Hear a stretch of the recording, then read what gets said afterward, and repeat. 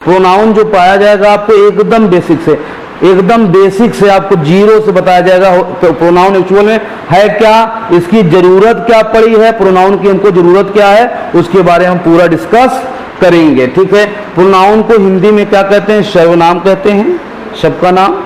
और उसको होता क्या, प्रोनाउन रिप्लेसिंग वर्ड है, ये किसी को रिप्लेस करता है। रिप्लेस मतलब हटाता है। हटाता किसको है, नाउन को हटाएगा। नाउन के स्थान पे तो प्रयोग होता है, संज्ञा के बदले में जो प्रयोग होता है उसको सर्वनाम कहते हैं। तो ये हमने बोला कि ये हमको डिफिनेशन नहीं पढ़ना है, डिफिनेशन हमको नहीं पढ़ना है, बस सेंस आपको समझना है, समझ करके क्लियर करना है। आपको एग्जाम में लिखना नहीं है, आप 10th के स्टूडेंट नहीं है या एकेडमिक के स्टूडेंट आप नहीं है कि आप उसको लिखेंगे। ठीक है, आप कंपटीशन में बैठने जा रहे हैं। तो कहने का मतलब है कि ये क्या है, रिप्लेसमेंट ऑफ नाउन होता है। जब नाउन के हम रिपीटेशंस को रोकते हैं, जरूरत क्यों पड़ी, उसका कारण क्या है रिप्लेसमेंट का, बार बार किसी शब्द का आना। जब बार बार हमारे पास शब्द आता है एक ही, जैसे सब्जेक्ट को लिया, करण लिया, करण एक टीचर हैं, करण जो है इंग्लिश पढ़ाते हैं, करण का घर यहाँ है, करण करण करण करण करण कई बार आया। तो जो अंग्रेज थे, अंग्रेजों की देन है, अंग्रेज इसको रोकने के लिए उब गए ये वर्ड से कि भैया अगर एक ही अगर सेंटेंस है उसमें कई बार आप एक ही नाउन को बोलेंगे, नाम को बोलेंगे, तो उसकी फ्लुएंसी नहीं बनती है। फ्लुएंसी मीन्स इन सेंस जो रफ्तार होती है वो हमारी नहीं बन पाती है। जैसे अभी क्या नया वर्ड है, जैसे गोइंग है, गोइंग टू को क्या बोलते हैं, गोना। ये फ्लुएंसी को बढ़ाने के लिए, वन टू को वन्ना, ये सारे वर्ड्स ऐसे आए हैं जो फ्लुएंसी को बढ़ा सके, इसीलिए हम इसके रिप्लेसमेंट को रोकते हैं। ऐसा वर्ड जो नाउन को रिप्लेस करता है, प्रोनाउन एक ऐसा वर्ड होता है जो नाउन को रिप्लेस करता है, उसको हटाता है। जब उसको हटाएगा तो जाहिर सी बात है उसके स्थान पे कुछ लगाएगा। ठीक है, मेन रीजन क्या है उसको हटाने का, रिपीटेशंस को रोकने के लिए। जो अभी हमने जस्ट बताया, नाम को बार बार यूज हो रहा था, उसी को हटाने के लिए हमने जो है रोकने के लिए उसको हटाया। एग्जाम्पल से समझते हैं, यहां पे देखिए एग्जाम्पल समझ में आ जाएगा। Antima went to market, Antima market गई। Antima bought some new dresses, Antima dresses in the carry bag. इस टाइप्स के आपके जब क्वेश्चन आएगा तो हमने एक बार अंतिमा लिख लिया, उसके बाद जो हमारा वर्ड आएगा अंतिमा, उसको हम क्या करेंगे, रोक देंगे, रिपीटेशंस को रोकेंगे। अब किसी नाम के रिपीटेशंस को रोकते हैं तो उसके स्थान पर क्या लगता है, नाम के रिपीटेशंस को जब हम रोकते हैं तो उसके स्थान पर या तो ही लगेगा या शी लगेगा, या ही लगेगा या शी लगेगा। ठीक है, ही कहाँ लगेगा, मेल के लिए ही, फीमेल के लिए शी। ठीक है, तो Antima went to market see, अब अंतिमा को रोक दे, she bought some dresses, Antima dresses in the carry bag. Antima का एपोस्ट्रोफी कॉमा एस आ जाता है, इसका सेंस क्या है, ऑफ से मतलब है। इसको रोकने के लिए हम लोग क्या करते हैं, इसका यूज करते हैं। रिपीटेशंस को बार बार रिपीटेशंस आ रहा है, इसीलिए उसको रोकने के लिए हम लोग इसका यूज करते हैं, प्रोनाउन का यूज करते हैं। बात समझ में आई भाई? हाँ,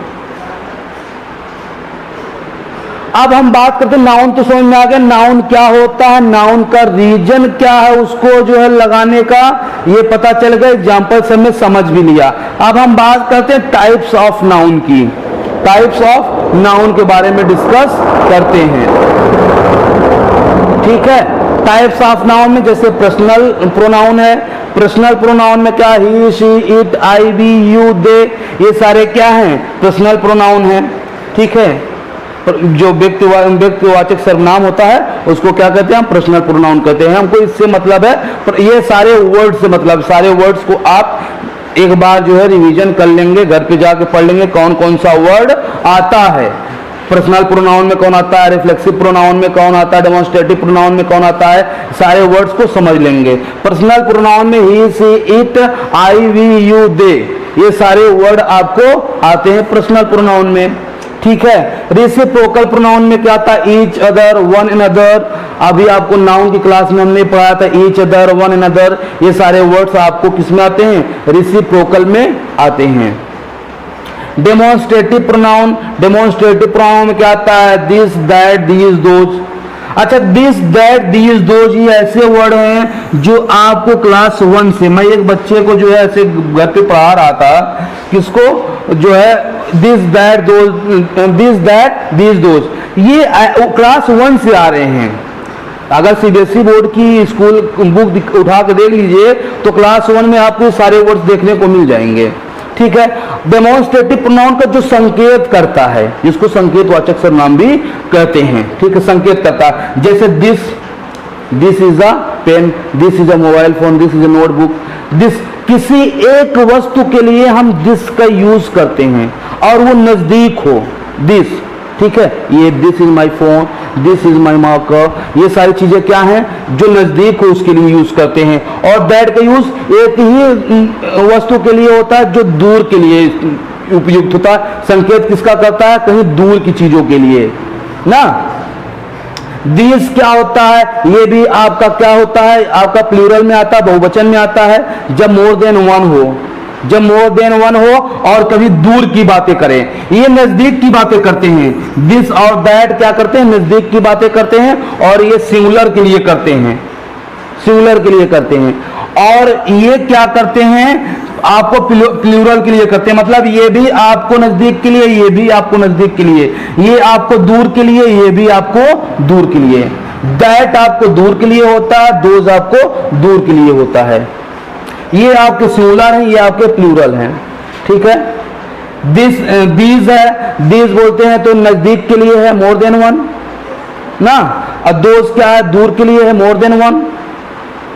ये दोनों क्या सिंगुलर में आते हैं, ये दोनों प्लूरल में आते हैं। इतनी बात समझ में आई, दिस, दैट, दीज, दोज, समझ में आ गया कि नहीं आया। अब हमारा पॉजेसिव प्रोनाउन है। पॉजेसिव प्रोनाउन का सेंस क्या होता है आपका, कि पॉजेसिव हमेशा क्या होता है, अधिकार को बताता है, ठीक है। पॉजेसिव प्रोनाउन क्या बताता है, हमेशा अधिकार को बताता है। Mine, your, hers, yours etcetera words हैं जो आपको पॉजेसिव प्रोनाउन का यूज करता है, ठीक है। वर्ड्स को आप पढ़ लेंगे। रिलेटिव प्रोनाउन, रिलेटिव प्रोनाउन क्या होता है, who, what, that, which, what, हुम, ये सारे वर्ड्स क्या है आपके रिलेटिव प्रोनाउन है। इंटेरोगेटिव प्रोनाउन क्या है, इंटेरोगेटिव प्रोनाउन में आपको हु, हुम, व्हाट, विच, हुज, ये सारे वर्ड्स क्या हैं आपके इंटेरोगेटिव है, प्रश्न से संबंधित है, ठीक है, प्रश्नवाचक कहलाते हैं। इंडेफिनिट प्रोनाउन, थिंक, बड़ी, वन वाले जितने भी शब्द हैं इसको क्या कहते हैं हम लोग, इंडेफिनिट प्रोनाउन में रखते हैं। रिफ्लेक्सिव प्रोनाउन में सेल्फ की जहां बात आती है, self, our self, himself, herself, ये सारे किसमें आते हैं, रिफ्लेक्सिव प्रोनाउन में आते हैं। इतना समझ में आया नहीं आया। टाइप्स ऑफ प्रोनाउन समझ में आया नहीं आया। टाइप्स ऑफ प्रोनाउन में पहला क्या है, सी, इट, आई, बी, यू, दे, जहां रहेगा आपका क्या है, पर्सनल प्रोनाउन है। ये आपका जो रेसिप्रोकल प्रोनाउन है, डेमोन्स्ट्रेटिव प्रोनाउन संकेत को बताता है, पॉसेसिव प्रोनाउन अधिकार को बताता है, रिलेटिव प्रोनाउन किसी को रिलेट्स करता है, कोरिलेट्स करके बताता है। इंटेरोगेटिव आपका जो है प्रश्नवाचक से संबंधित है। इंडेफिनिट प्रोनाउन थिंग्स, बड़ी और वन, एवरीवन, बड़ी, ये ऐसे यूज करने वाले शब्द होते हैं। आपको रिफ्लेक्सिव प्रोनाउन आपको सेल्फ से संबंधित, our self, himself, herself से संबंधित शब्द हैं। तो ये टाइप्स ऑफ प्रोनाउन है। समझ में आया।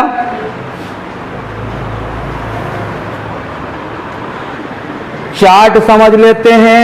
ये चार्ट एक्चुअल में आपके एक्टिव पैसिव, एक्टिव पैसिव से लेके प्रोनाउन में तो इंपॉर्टेंट है ही है, ये पूरा प्रोनाउन इसी के दम पे चलेगा।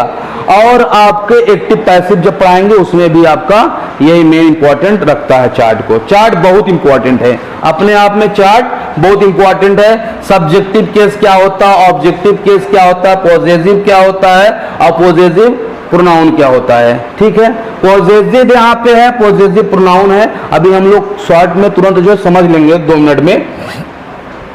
5 मिनट में सारी की सारी कहानी को आप समझोगे, प्रोनाउन एक्चुअल में कहना क्या चाह रहा है, इसका यूज कैसे हम लोग करते हैं, चार्ट क्या शो करता है। सब्जेक्टिव का मतलब होता है, आपने अभी पढ़ा था जब ने वर्ब की क्लास ली थी, या जब हमने टेंस की क्लास ली थी, दोनों में एक बहुत ही इंपॉर्टेंट और कॉमन रूल हमने बताया था आपको। वो क्या था? SVO, ये कॉमन रूल बताया था। हमेशा क्या होता है? सब्जेक्ट के बाद वर्ब, वर्ब के बाद ऑब्जेक्ट, ऑब्जेक्ट के पहले वर्ब, वर्ब के पहले सब्जेक्ट। ये हमारा जो है मूल मंत्र है। इसको कभी भी अपने पूरे ग्रामर में बेस है, आपको इसको कभी मत भूलना। जो सेंटेंस चलता है आपका, वो चलता है SVO के दम पर। सब्जेक्ट वर्ब ऑब्जेक्ट के सेंटेंस में, स्ट्रक्चर में ऐसे चलता है। बात समझ में आई? आ गई? ठीक है। अब हम बात करते हैं चार्ट के बारे में। चार्ट क्या होता है? सब्जेक्ट, जो सब्जेक्टिव केस है हमारा, इसको केस भी पढ़ते हैं। ये क्या है? केस है। Subjective case, objective case, objective case, positive case. Positive case को एडजेक्टिव भी कहते हैं। एडजेक्टिव, इसको एडजेक्टिव भी कहते हैं, माइंड में रख लेना। जो पॉजिटिव केस होता है हमारा, एडजेक्टिव भी होता है, एडजेक्टिव भी कहलाता है। ठीक है, बात पल्ले पड़ी।